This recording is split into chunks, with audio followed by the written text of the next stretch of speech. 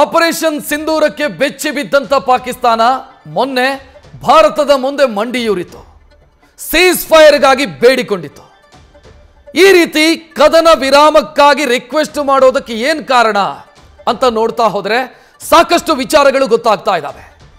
Operation Sindoor ಸಂದರ್ಭದಲ್ಲಿ ಭಾರತದ ನೌಕಾಪಡೆ ಪಾಕಿಸ್ತಾನಕ್ಕೆ ಪಾಠ ಕಲಿಸೋದಕ್ಕೆ ರೆಡಿಯಾಗಿ ಕೂತಿತ್ತು. ಪಾಕಿಸ್ತಾನದ ಸಿಂಧ್ ಪ್ರಾಂತ್ಯದ ಕರಾಚಿ ಮೇಲೆ ದಾಳಿ ಮಾಡೋದಕ್ಕೆ ರೆಡಿಯಾಗಿ ಕೂತಿತ್ತು ಭಾರತದ ನೌಕಾಪಡೆ. INS ವಿಕ್ರಾಂತ್ ರೆಡಿ ಇತ್ತು. ಕರಾಚಿ ಬಂದರನ್ನ ಅಟ್ಯಾಕ್ ಮಾಡೋದಕ್ಕೆ ಸಂಪೂರ್ಣ ಸಿದ್ಧತೆಯನ್ನ ಮಾಡಿಕೊಳ್ಳಲಾಗಿತ್ತು. ಭಾರತ ನೌಕಾಪಡೆಯ INS ವಿಕ್ರಾಂತ್ ಸೇರಿ ಹಲವು ನೌಕೆಗಳು ರೆಡಿ ಇತ್ತು.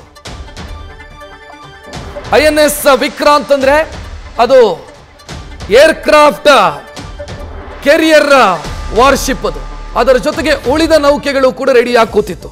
ಹೆಚ್ಚಿನ ಡೀಟೇಲ್ ನೀಡೋದಕ್ಕೆ ನಮ್ಮ ಪ್ರತಿನಿಧಿ ಚಂದ್ರಮೋಹನ್ ನೇರ ಸಂಪರ್ಕದಲ್ಲಿ. ಚಂದ್ರಮೋಹನ್, ಹಂಗಿದ್ರೆ ಮೊನ್ನೊಂದು INS ಆಪರೇಷನ್ ಟ್ರೈಡೆಂಟ್ ನ ಸೂಚನೆ ಸಿಕ್ಕಿತ್ತು. ಹೌದು ರಕ್ಷತ್, ಆಪರೇಷನ್ ಸಿಂಧೂರ್ನ ವೇಳೆ ಭಾರತ ಸಂಪೂರ್ಣವಾಗಿ ಕರಾಚಿ ಬಂದರಿನ ಮೇಲೆ ದಾಳಿಯನ್ನು ನಡೆಸೋಕ್ಕೆ ಎಲ್ಲ ಸಿದ್ಧತೆಯನ್ನು ಕೂಡ ಮಾಡಿಕೊಂಡಿತ್ತು.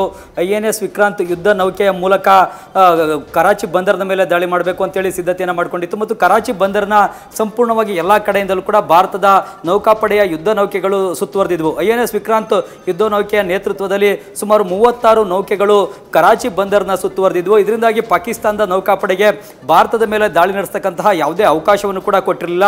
ಜೊತೆಗೆ ಆಪರೇಷನ್ ಸಿಂಧೂರದ ವೇಳೆ ಭಾರತದ ನೌಕಾಪಡೆ ತನ್ನ ಯುದ್ಧ ನೌಕೆಗಳ ಮೂಲಕ INS ವಿಕ್ರಾಂತ್ನ ಮೂಲಕವೇ ಕರಾಚಿ ಬಂದರಿನ ಮೇಲೂ ಕೂಡ ವಾಯುದಾಳಿಯನ್ನು ನಡೆಸಿದೆ, ಏರ್ ಸ್ಟ್ರೈಕ್ ಅನ್ನು ನಡೆಸಿದೆ. ಇದರಿಂದಾಗಿ ಕರಾಚಿ ಬಂದರಿನ ಸಮೀಪ ಇರುವಂತಹ ಮರ್ಲಿನಾ ಅನ್ನೋದು ಘಟಕ ಕೂಡ ನಾಶವಾಗಿದೆ ಅಂತೇಳಿ ಪಾಕಿಸ್ತಾನ ಕೂಡ ಹೇಳ್ಕೊಂಡಿದೆ. ಇದನ್ನ ಭಾರತದ ವಾಯುಪಡೆ ಅಧಿಕಾರಿಗಳು ಕೂಡ ತಿಳಿಸಿದ್ದಾರೆ. ಮುಖ್ಯವಾಗಿ ಕರಾಚಿ ಬಂದರನ್ನು ದಾಳಿ ಮಾಡಬೇಕು ಅಂದ್ರೆ ಸಮುದ್ರ ಮಾರ್ಗದಿಂದಲೇ ದಾಳಿ ಮಾಡುವಂಥದ್ದು ಉತ್ತಮ. ಹೀಗಾಗಿ ಸಮುದ್ರ ಮಾರ್ಗದ ಮೂಲಕವೇ ಕರಾಚಿ ಬಂದರದ ಮೇಲೆ ದಾಳಿ ಮಾಡಲಿಕ್ಕೆ 36 ಯುದ್ಧ ನೌಕೆಗಳು ಸಿದ್ಧವಾಗಿದ್ವು. ಆದರೆ ಈ 36 ಯುದ್ಧ ನೌಕೆಗಳನ್ನ ಮ್ಯಾಚ್ ಮಾಡುವಷ್ಟು ಯುದ್ಧ ನೌಕೆಗಳು ಪಾಕಿಸ್ತಾನದ ನೌಕಾಪಡೆ ಬಳಿ ಇರಲಿಲ್ಲ. ಹೀಗಾಗಿ ಪಾಕಿಸ್ತಾನ ಭಾರತದ ಮೇಲೆ ಸಮುದ್ರ ಮಾರ್ಗದಲ್ಲಿ ದಾಳಿ ನಡೆಸೋದ್ರಿಂದ ಹಿಂದೆ ಸರಿತು. ಅದಾದ ಬಳಿಕ ಕದನ ವಿರಾಮ ಪ್ರಸ್ತಾಪವನ್ನು ಕೂಡ ಭಾರತದ ಮುಂದೆ ಇಡ್ತು. ಹೀಗೆ ಕದನ ವಿರಾಮ ಪ್ರಸ್ತಾಪವನ್ನು ಇಡಲಿಕ್ಕೆ ಪಾಕಿಸ್ತಾನಕ್ಕೂ ಸೇನೆಗೂ ಕೂಡ ತನ್ನ ದೌರ್ಬಲ್ಯ ಅರ್ಥ ಆಯಿತು. ಭಾರತ ಈಗ ಕರಾಚಿ ಬಂದರನ್ನು ಸುತ್ತುವರೆದಿದೆ. 36 ಯುದ್ಧ ನೌಕೆಗಳು ಅರಬ್ಬಿ ಸಮುದ್ರದಲ್ಲಿ ಸಜ್ಜಾಗಿ ನಿಂತಿವೆ. ಈಗ ನಾವು ಅವ್ರ ಮೇಲೆ ದಾಳಿ ನಡೆಸಿದ್ರೆ ಸೋಲು ಖಚಿತ. ನಾವು ಅವರ ವಿರುದ್ಧ ಭಾರತದ ವಿರುದ್ಧ ಹೋರಾಟವನ್ನು ನಡೆಸಲಿಕ್ಕೆ ಸಾಧ್ಯವಾಗೋದಿಲ್ಲ. ಅದಕ್ಕೆ ಬೇಕಾದಷ್ಟು ಯುದ್ಧ ನೌಕೆಗಳು ನಮ್ಮ ಬಳಿ ಇಲ್ಲ ಅನ್ನೋದು ಪಾಕಿಸ್ತಾನದ ಸೇನೆಗೆ, ನೌಕಾಪಡೆಗೂ ಕೂಡ ಅರ್ಥ ಆಗಿತ್ತು. ಈ ಕಾರಣಕ್ಕಾಗಿಯೇ ಪಾಕಿಸ್ತಾನವೇ ಕದನ ವಿರಾಮ ಪ್ರಸ್ತಾಪವನ್ನು ಇಡ್ತು. 1971ರ ಭಾರತ ಮತ್ತು ಪಾಕ್ ಯುದ್ಧದಲ್ಲೂ ಕೂಡ ಇದೇ ರೀತಿಯಾಗಿಯೇ ಭಾರತದ ನೌಕಾಪಡೆ ಇದೇ ಕರಾಚಿ ಬಂದರನ್ನ ಸುತ್ತುವರಿಯುವಂತಹ ಕೆಲಸವನ್ನ ಮಾಡಿತ್ತು. ಆಗ 6 ಯುದ್ಧ ನೌಕೆಗಳಷ್ಟೇ ಭಾರತದಿಂದ ಕರಾಚಿ ಬಂದರನ್ನ ಸುತ್ತುವರಿಯುವಂತಹ ಕೆಲಸ ಮಾಡಿದ್ವು. ಆದ್ರೀಗ ಅದರ 6 ಪಟ್ಟು ಹೆಚ್ಚಿನ ಯುದ್ಧ ನೌಕೆಗಳು ಕರಾಚಿ ಬಂದರನ್ನ ಭಾರತದಿಂದ ಸುತ್ತುವರೆದಿದ್ವು. ಹೀಗಾಗಿ 1971ಕ್ಕೂ 2025ರ ಈ ಆಪರೇಷನ್ ಸಿಂಧೂರ್ಗೂ ಭಾರಿ ವ್ಯತ್ಯಾಸ ಆಗಿದೆ ಮತ್ತು ಭಾರತದ ಯುದ್ಧ ಶಕ್ತಿ ಸಾಮರ್ಥ್ಯದಲ್ಲೂ ಕೂಡ 6 ಪಟ್ಟು ಹೆಚ್ಚಳ ಆಗಿದೆ. ಈ ಕಾರಣಕ್ಕಾಗಿಯೇ ಈಗ 36 ಯುದ್ಧ ನೌಕೆಗಳು ಏಕಕಾಲಕ್ಕೆ ಈ ಕರಾಚಿ ಬಂದರನ್ನ ಸುತ್ತುವರೆದು ಪಾಕಿಸ್ತಾನದಲ್ಲಿ ಭಯ ಭೀತಿಯನ್ನ ಹುಟ್ಟಿಸಿದ್ವು. ಪಾಕಿಸ್ತಾನದ ನೌಕಾಪಡೆಯಲ್ಲಿ ಭಯ ಭೀತಿಯನ್ನ ಹುಟ್ಟಿಸಿದ್ವು.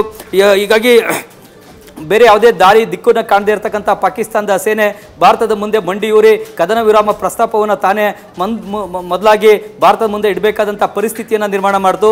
ಭಾರತೀಯ ಸೇನೆ ಏಕಕಾಲಕ್ಕೆ ತ್ರಿಶೂಲ ವ್ಯೂಹವನ್ನು ರಚನೆ ಮಾಡೋ ಮೂಲಕ ಪಾಕಿಸ್ತಾನವನ್ನು ಕಟ್ಟಾಕಿ ಅದನ್ನು ಹಿಂದೆ ಸರಿಯುವಂತೆ ಮಾಡಿತು ಮತ್ತು ಸೋಲನ್ನು ಕೂಡ ಒಪ್ಪಿಕೊಂಡು ಕದನ ವಿರಾಮಕ್ಕೆ ಅದಾಗದೇ ಬರುವಂತೆ ಮಾಡುವಲ್ಲಿ ನೌಕಾಪಡೆಯ ಪಾತ್ರ ಕೂಡ ಇದೆ. ರಕ್ಷತ್, ಥ್ಯಾಂಕ್ ಯು ಚಂದ್ರಮೋಹನ್ ಮಾಹಿತಿಗೆ.